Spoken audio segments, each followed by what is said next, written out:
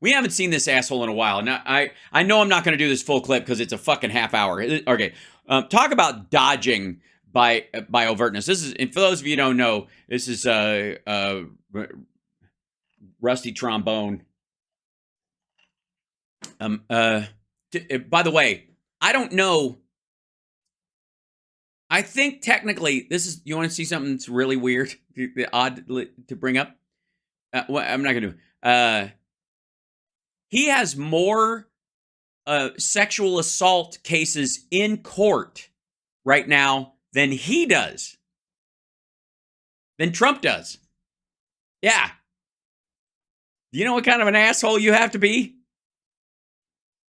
Right. Okay. So this is, I just want to, it's got to happen right away because, oh shit, he always does this. I guess this works with the algorithm. You just spell shit with an asterisk or an exclamation point and get away with it. Oh shit, something big, all caps, is happening with Trump. The media is scared. Okay, what's happening? What is he scared about? Let's see. With Trump rinsing it in the primaries and expected to win New Hampshire tonight, are even Trump's worst enemies in the legacy media secretly rooting for him because what they really care about is ratings and money? Oh yeah, okay. So that's the great storyline. So his idea is that really CNN wants Trump to run because he fucking, how terrible he is makes good news. It's like saying, do people sit around in newsrooms and go, oh, I hope somebody gets shot, or a fire. A fire would be great, like with a family in it. Oh, we need a good fire with a family that happens after a shooting, and then a car driving through a storefront, and like that. That's how they live. That's what he thinks about his fellow human beings. Hello there, you awakening wonders. Thanks for shut the fuck up. Joining us on this voyage to what? Stop with the Jesus hands, dickhead. Truth and freedom. Remember, every week we make an exclusive video that's available. Oh, nobody else wants to watch it. It's exclusive, so that because you've reached the number of subscribers is starting to narrow. The viewership is turning down, so you're doing little like gaggles and charging for it. Right on. Available to our supporters by clicking the link in the description. Yeah, I'm not going to do that. I'm not going to. Yeah. Pass. This week's was about excess deaths and the surprising, and let's face it, mortifying, 8% rise in child deaths in the UK and possibly beyond that. With an okay. 8% rise in child deaths in the world. And UK has a similar number, 7.8%. A lot of that has to, and it's, I don't know what I forget what the exact age range they're specifically talking about, but a lot of it, he leans into it's related to the jab, that it's about vaccines, right? When in reality, the jump in numbers actually from suicides and like violence of self-harm and family violence and that kind of stuff. And there's a rise overall, like just like there's a rise in violent crime in the world, there's also been corresponding a rise in domestic violence, and that domestic violence raises child mortality, and that's what it's from. But the idea is that he just wants to think that the jab turned everybody into a child-killing zombie, and that's what he's selling. Just because we're not going to dig into it, but that's where he's going. Exclusive video covering John Campbell's content and look at what could be causing these excess deaths across the world. That's why he references John Campbell, because John Campbell talks about excess deaths like myocarditis related to the vaccine, that kind of stuff. Legacy media. Yes, RSV is another reason. Absolutely. I'm never going to tell you about it, so support our. Also, infant mortality and child deaths in China is through the fucking roof and is skewing the world, like the overall average very high. Content so we can grow this movement together, because it's not a movement. You're not. It's not a movement. You're in a studio, making it look like you're in a house. Out there in the legacy media space is a complicated world. Even those that claim to hate Donald Trump more than Satan, more than... God damn, there's a lot of edits in this. Is it just me? Fuck, this is staggered like crazy. Than Beelzebub, more than... Look at that. the darkest imaginable realms seem to be secretly rooting for him, because when Trump's out of office and out of the picture, they have to lay off legacy media workers. Their advertising revenue slumps. So, is it possible? Oh, God. Okay, so I guess this is supposed to be because LA Times is having issues because they have a union dispute and their office downtown costs way too much fucking money and there's no other like site they can move to and all kinds of stuff, and that the legislature is going to come in and kind of help them out possibly in that big story. And we're going to mix that with it that fucking CNN is losing numbers because there isn't enough awful in the world to cover. Are you shitting me? You think the news is short of like engaging, frightening, gripping stories right now, especially the large networks? Get the fuck out of here. Possible that the reason the hysteria and amplification of the anti-Trump narrative continues to abide and even anti-Trump? Not anti-Trump, anti-pussy grabbing second generation rich kids who game the system and bullshit their way to the front of the line, treat everybody like shit and endanger all our lives with shitty policies, and then blame everybody else as a secret Democrat who just got them coffee and thinks that hashtag all the fucking best people that they hired over all these years were magically, just villains sent from the deep state elite to stop him from working. That's what I'm against. The fact that it's not the name I hate, it's everything this shithead represents. It's a waste of time. Increases because the legacy media need Trump. Now, no, they don't.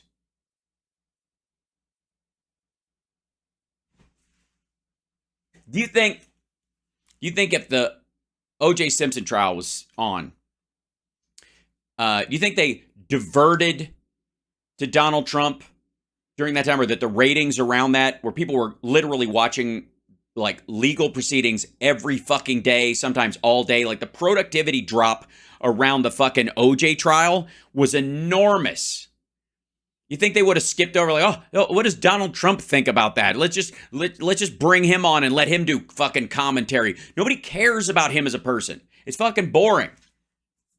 Trump is expected to win New Hampshire tonight, and of course he rinsed it in Iowa, but there was a rush to announce his victory, perhaps preemptively, because legacy media outlets wanted to be the first to unveil the information. Let's have a look.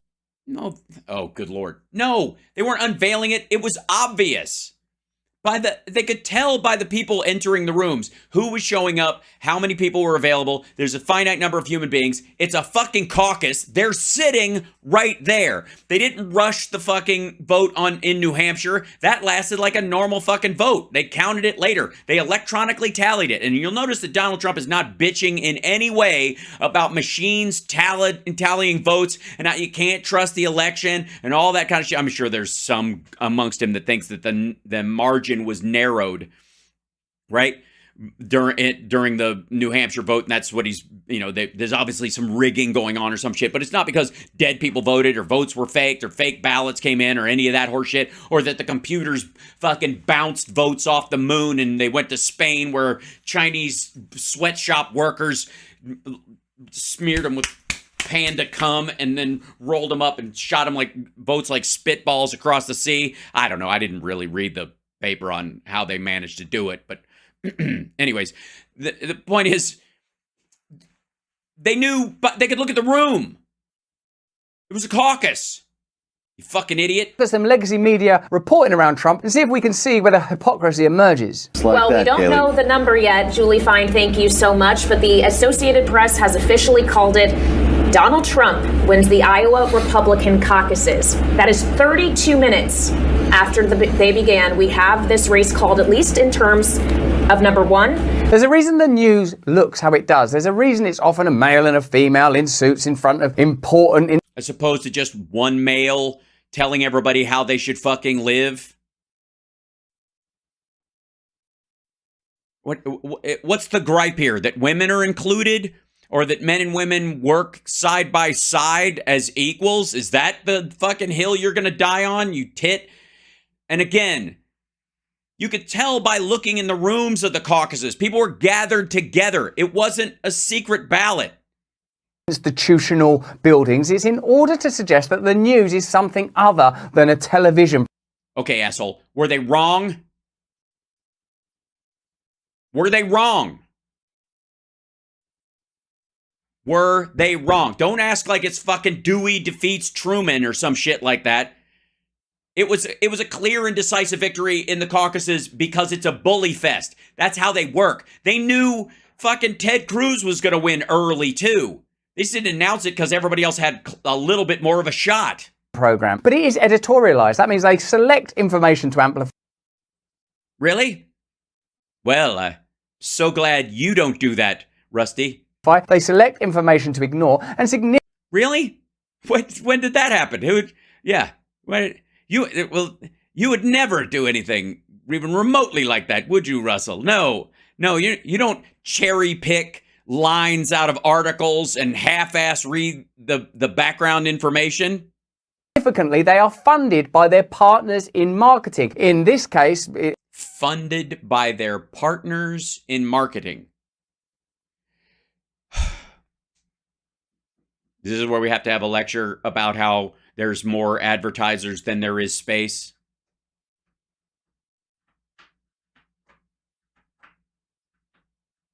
Especially around these particular like political issues, because people, they know it's going to be a thing, so they can charge a premium. Is that we're just going to pretend that there are only pharmaceutical contractors and Boeing? In talking about cable news, overwhelmingly by Big Pharma. Have you noticed any news stories in the last couple of years that were biased towards outcomes that might be favorable to Big Pharma? Let me know in the chat.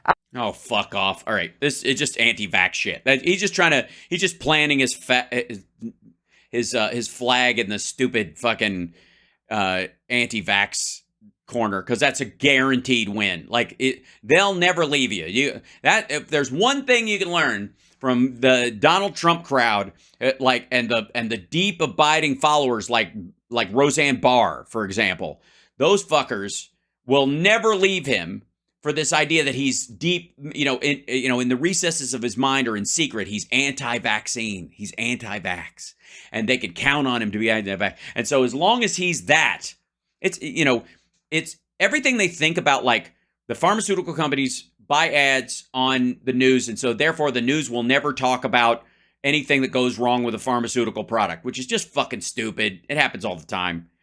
It's just like, come on. And also Big Pharma. Yeah, the Big Pharma conspiracy. Exactly. Good Lord. It's like 7 giant corporations all competing with each other.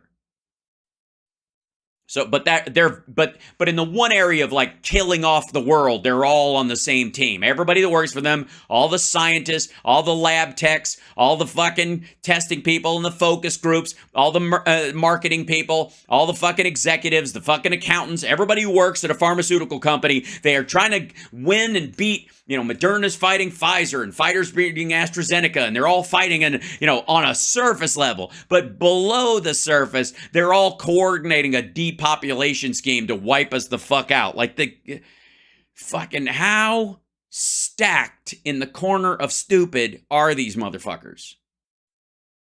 You really think they call a truce on killing everybody on the planet?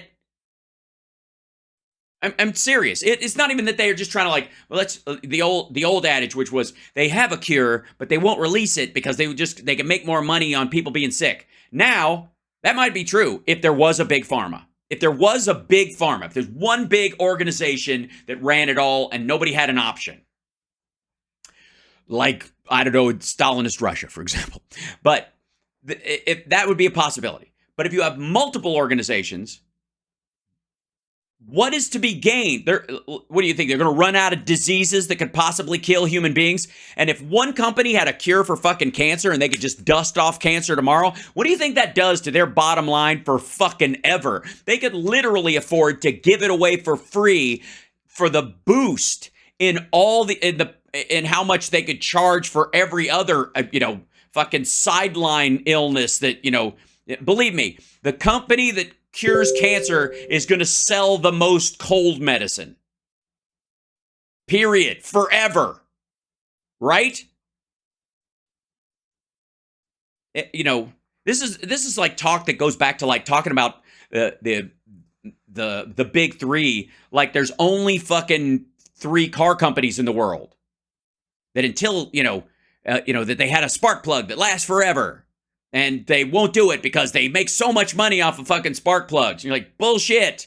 If any of these 3 companies had come up with a spark plug that would last forever, they'd sell it to the other company because they'd have a patent for it. There's no reason to bury it. And then everybody'd want their car because it lasts longer. It's better. What are you talking about? Like, it's such a weird economic model. Like, how did they is he just that full of shit that he just thinks everybody else is too every fucking day? Just weird. Anyways, fuck him. Well, I'm done because I was just again, that's a dip in.